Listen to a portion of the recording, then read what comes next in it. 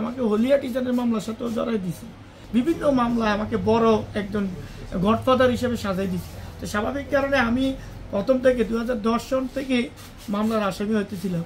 সেখান থেকে প্রথমে এক রাতে 3টা, প্রতি রাতে 3টা করে মামলা হইলো। 3 দিনে আমি 9টা মামলার আসামি হয়ে গেল, 9টা ভাঙ্গে 18টা হয়ে গেল। আমরা তো তখন বুঝতে পারি না। এরপরে আবার বিস্ফোরক মামলা হইলো একটা, এগুলি ভাঙ্গে। এভাবে করে মূল মামলা হচ্ছে আমার 39টা, এগুলি ভাঙ্গে আমার প্রায় 72টা। এই বৈষম্য বিরোধী ছাত্র আন্দোলনের মামলা সহ টোটাল 72টা মামলার আমি আসামি। কুমিল্লা জেলা মানে আমার থেকে বেশি মামলার আসামি আমার জানা নাই কেউ আছে কিনা। এই মুহূর্তে আমার যে কটা মামলা শেষ হয়েছে, কিছু আমার ব্যক্তিগত চেষ্টা, আমি চেষ্টা করতেছি আইনি লড়াইয়ের মাধ্যমে শেষ করার, অনেকগুলি শেষ হয়েছে।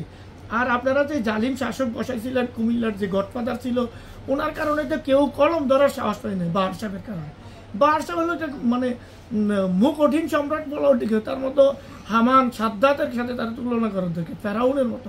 ফেরাউনের শাসন আপনারা দেখেছি, ফেরাউনের সামনে কথা বলার কেউ হিম্মত ছিল না। সে পারে না মারকুল থেকে মানুষকে ধরে নিয়ে মেরে ফেলতে। কোনো গর্ভবতী মায়ের সন্তান তার কথা শুনলে পরে যেত, এমন অবস্থা হয়ে যেত। তো স্বাভাবিক কারণে আমরা যেটা মনে করি, এখন আইনের শাসন যদি বাস্তবায়ন হয়, আমি অবশ্যই আইনি লড়াইয়ের মাধ্যমে আমাদের এই মামলাগুলি আমি খালাস পাবো।